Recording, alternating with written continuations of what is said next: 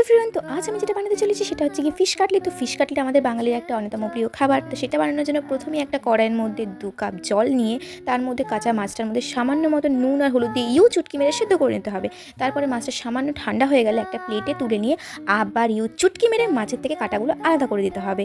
তারপর একটা কড়াইয়ের মধ্যে পরিমাণ মতো তেল নিয়ে দুটো মিডিয়াম পেঁয়াজ কুচি কুচি করে কেটে 1 মিনিট ধরে একটু মিডিয়াম ফ্লেমে ভেজে নিতে হবে।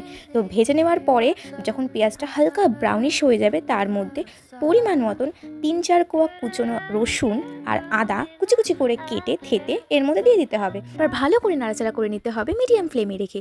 এরপর স্বাদ মতন নুন আর স্বাদ মতন হলুদ দিয়ে আবার ভালো মতন করে নেড়ে চেড়ে নিতে হবে যতক্ষণ না পেঁয়াজ রসুন থেকে তেলটা ছেড়ে যাচ্ছে। এরপর স্বাদ মতন জিরের গুঁড়ো, ধনের গুঁড়ো, গোলমরিচ গুঁড়ো, লঙ্কার গুঁড়ো আর টেস্টটাকে আরেকটু বাড়ানোর জন্য এখানে আমি চিকেন মশলা দিয়ে দিচ্ছি। তোমরা চাইলে এটা স্কিপও করতে পারো। এরপরে সমস্ত মশলা ভালো করে নেড়েচেড়ে নিয়ে আমার ওই চুটকি মারা কাটা ছাড়ানো মাছটাকে দিয়ে নিতে হবে। তারপরে আবার ওই সেম প্রসেস ভালো মতন করে নাড়াচাড়া করে নিতে হবে যাতে মাছের মধ্যে সমস্ত মশলা ভালো মতন করে বসে যায়। এরপর আগে থেকে একটা আলু নুন হলুদ দিয়ে সেদ্ধ করে রেখে ভালো মতন করে ম্যাশ করে আলুটা থেকে যখনই জল ছেড়ে গেছে তারপর এটা চুটকি মেরে আবার ভালো মতন করে নেড়েচেড়ে নিলাম।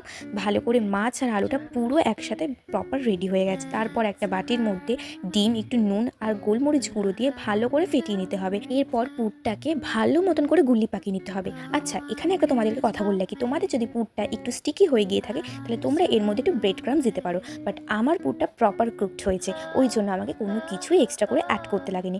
যাই হোক গিয়ে এরপরে ওই ডিমের মধ্যে 1 কোটিং চুবিয়ে ভালো করে ব্রেড ক্রাম্বস দিয়ে ডাবল কোটিং করে নিতে হবে। আমার না গোল শেপটা ঠিক একটা ভালো লাগছিল না, এই জন্য আমি আলতো হাতে চেপে একটা অন্য শেপ দিয়ে নিলাম। যাই হোক গিয়ে তোমাদের সাথে কথা বলতে বলতে আমার কড়াইয়ে তেলটাও গরম হয়ে গেল। এরপর আমি এক এক করে সমস্তগুলো ছেড়ে দিলাম। তারপরে ভালো মতন করে উল্টে পাল্টে নিয়ে ব্রাউনিশ করে ভেজে নিতে হবে।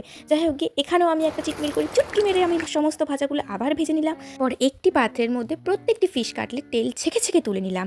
দেখতেই পাচ্ছ কি সুন্দরভাবে আমি তেল ছেঁকে প্রত্যেকটা ফিশ কাটলেট তুলে নিয়েছি। এরপর কি সুন্দর করে ডেকোরেট করে সার্ভ করো, সস আর স্যালাড দিয়ে খাও আর এনজয় করো। ব্যাস, টাটা।